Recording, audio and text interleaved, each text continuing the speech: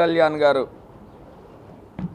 మరి బీజేపీ ప్రతినిధి అయిన అర్జున్ సింగ్ లేకపోతే సిద్ధార్థ్ సింగ్ వీళ్ళు ముగ్గురు కలిపి నిన్న ప్రెస్ మీట్ పెట్టడం జరిగింది.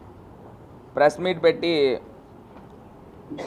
తెలుగుదేశం పార్టీ అంటే ఇది ఎన్డీఏ మేనిఫెస్టో కాదంటండి, ఇది కేవలం ఆంధ్రప్రదేశ్కి సంబంధించిన తెలుగుదేశం మేనిఫెస్టో మటికే అన్న విధంగా నిన్న ప్రెస్ మీట్ సాగడం జరిగింది.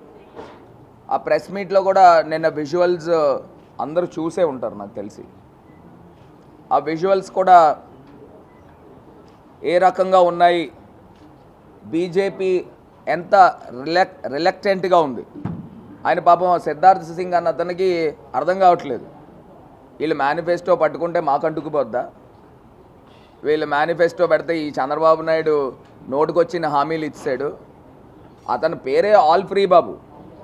దివంగత నేత రాజశేఖర్ రెడ్డి గారు ఆ రోజే చెప్పారు, బాబు నీ పేరు చంద్రబాబు కాదు, నీ పేరు ఆల్ ఫ్రీ బాబు అని. సేమ్ అదే తరహాలో దేశంలో ఎక్కడా లేనంత విధంగా ఆయన హామీలు ఇచ్చుకుంటూనే పోతున్నాడు. ఇతనికంటూ స్వతహాగా ఈ చంద్రబాబు నాయుడు గారికి స్వతహాగా ఒక్క ఆలోచన కూడా ఉండదు. పక్కనోడిది కాపీ కొడదాం, కిందనేమో దక్షిణాన కర్ణాటకలో ఇచ్చిన మేనిఫెస్టోని కాపీ కొట్టారు. వాళ్ళు ఏదో సూపర్ 6 అంటే ఈయన సూపర్ 6. ఏమన్నా ఇచ్చారా? ఏమి ఇవ్వకుండా ఈయన పొత్తు ఎందుకు పెట్టుకున్నాడు? రాజమండ్రి సెంట్రల్ జైల్ చంద్రబాబు నాయుడు గారు ఎదురు చూస్తూ ఉంది మీ గురించి. 2024 ఎలాగో ఓడిపోతారు ఎదురు చూస్తూ ఉంది. అంటే సెంట్రల్ జైలుకి వెళ్ళాల్సి వస్తుందని మీరు పొత్తు పెట్టుకున్నారా? బీజేపీతో పొత్తు పెట్టుకున్నారా? అంటే కేంద్ర పెద్దలు మిమ్మల్ని కాస్తారని పొత్తు పెట్టుకున్నారా?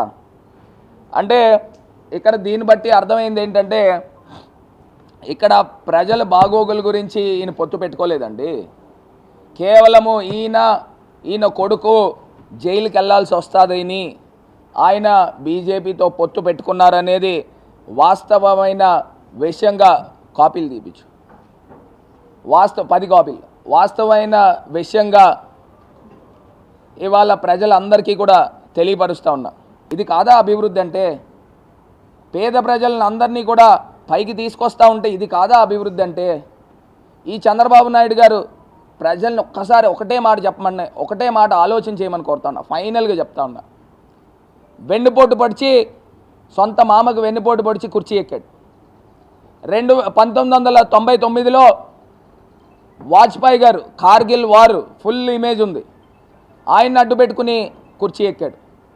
2014లో నరేంద్ర మోడీ గారి గాలి నడుస్తూ ఉంది, ఆయన్ని అడ్డు పెట్టుకుని కుర్చీ ఎక్కాడు.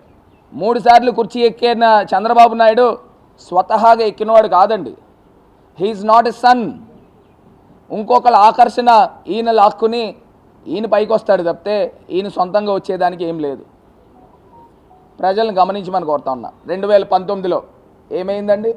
సొంతంగా ఈయన పోటీ చేస్తే 23 సీట్లతో ఈయన బలం అది.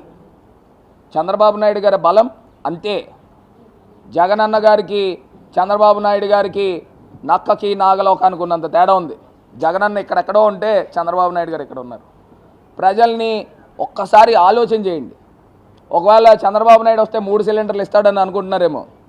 ఈ జన్మభూమి కమిటీలు అటొక సిలిండర్ ఇటొక సిలిండర్ మోసుకుని వెళ్ళిపోతారు.